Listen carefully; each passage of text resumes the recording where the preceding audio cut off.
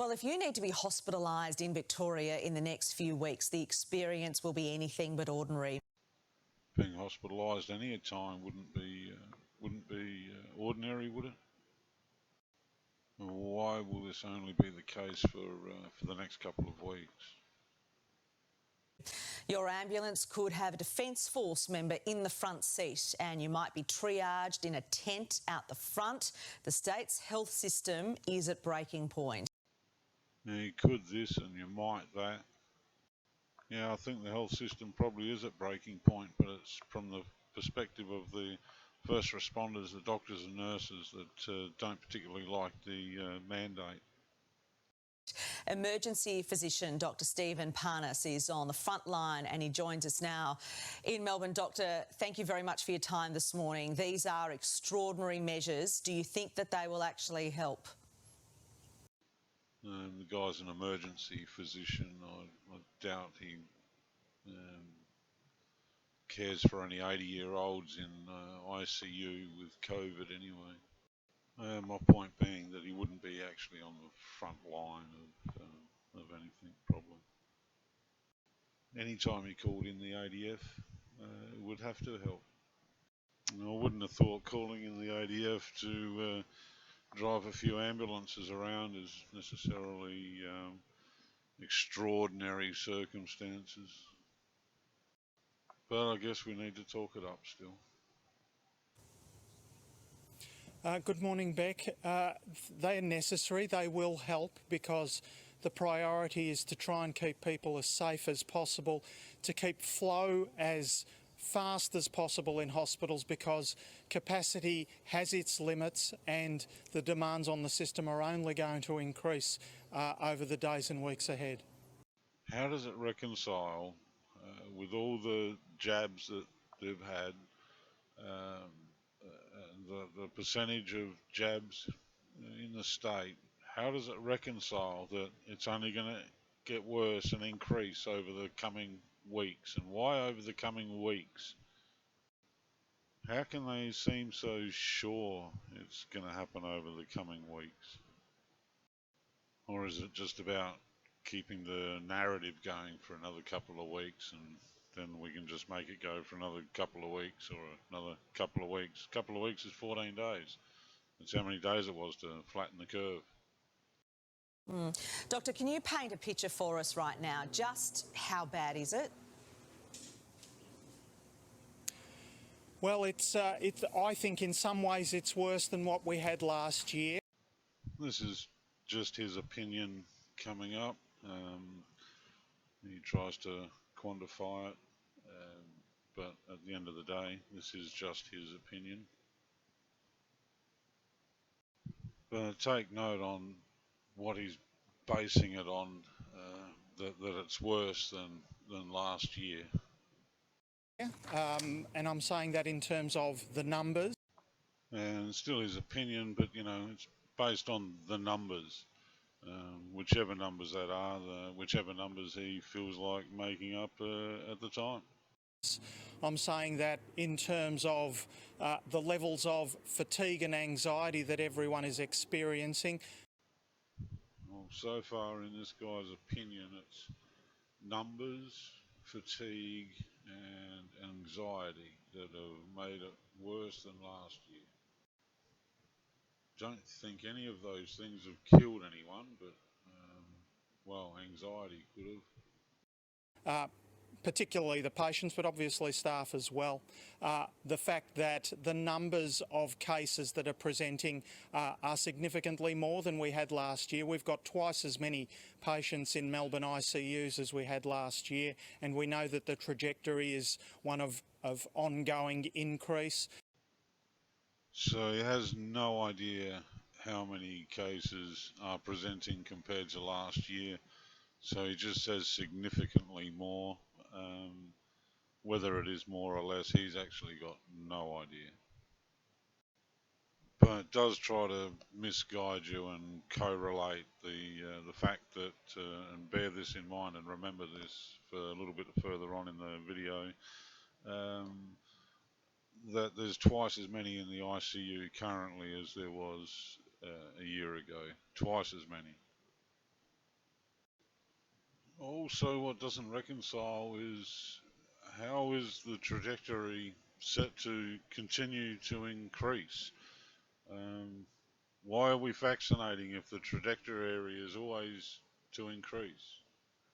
And we worry that our capacity to do things in a timely manner will continue to be impaired, and that's a tough thing to swallow when you are used to, as we are in this country, of providing timely, excellent care.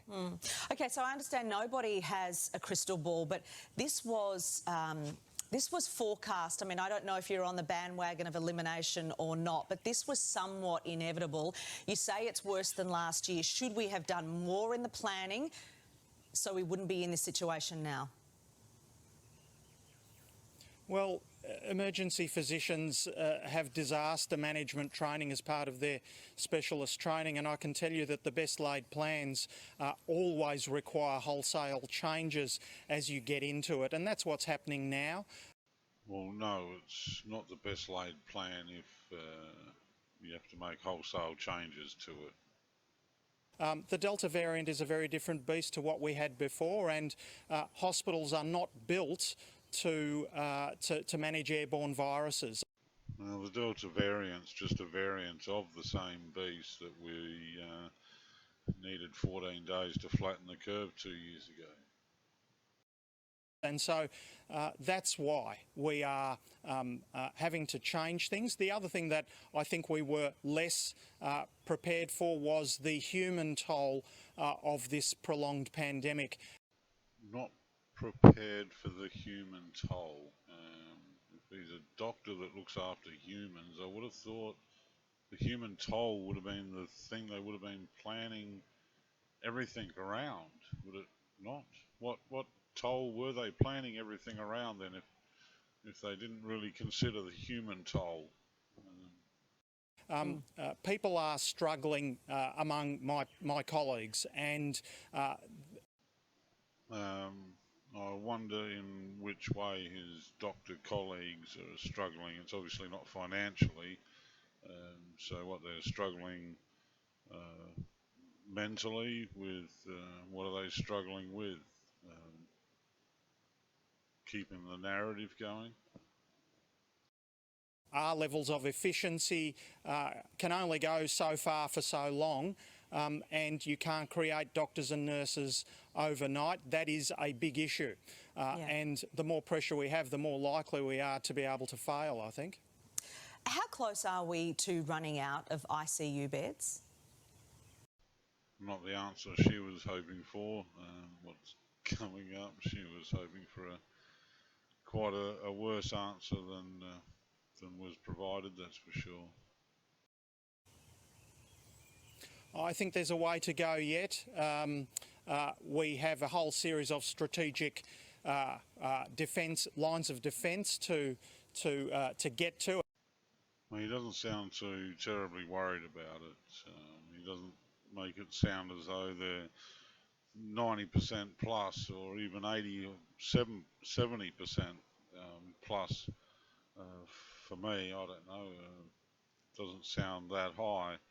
So if we worked on a conservative and said they're at 90%, which might give some credence to the start of the story where apparently the health system's at breaking point. Well, that'd have to make it 90 odd percent.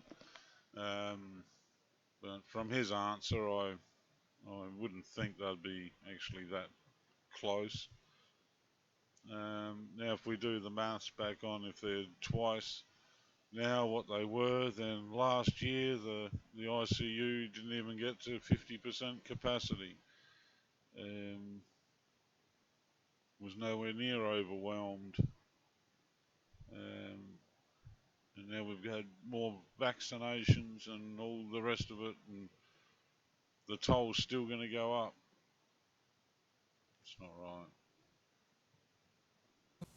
9 newspapers reporting a plan is being finalised to fly in 2,000 overseas nurses and doctors to work across outer suburban and regional hospitals. How much of an impact will this make, and is it needed? 2,000 doctors and nurses flown in flown in from where? Are they coming from a collective of all different countries, or where have they selected 2,000 doctors and nurses to come from? And who has 2,000 doctors and nurses they can give up and send somewhere else in the world? Who doesn't have enough issues that they would need their own doctors and nurses? Where are they coming from? Or is this coming from the United Nations, maybe? Maybe they're United Nations personnel coming over. I suspect that, or the only other place they could probably get 2,000 people at the moment that they'd be looking to house somewhere would be from Afghanistan. Whether they're really doctors and nurses or that's where they're just going to be employed. Yeah, told anything nowadays. Well, if it's 2,000 healthcare workers, that will make a difference. We have relied for many years on overseas trained nurses and doctors to keep our system going. That tap got turned off last year. We're seeing a few come into the system and they're incredibly welcome. But of course, they need to get used to the system. They need time to become familiar with it. So that requires effort to get them orientated, if you like. But that will be welcome and it will make a difference. I'll just tack this in on the end. I was just reviewing the whole video and realised that I'm talking about the ADF, the Defence Force and so forth. Nowhere in the interview does it say the Australian Defence Force. It just says Defence Force. I'm not sure whose Defence Force they're even talking about now, but it's not necessarily Australia's Defence Force. Could be driving that ambulance,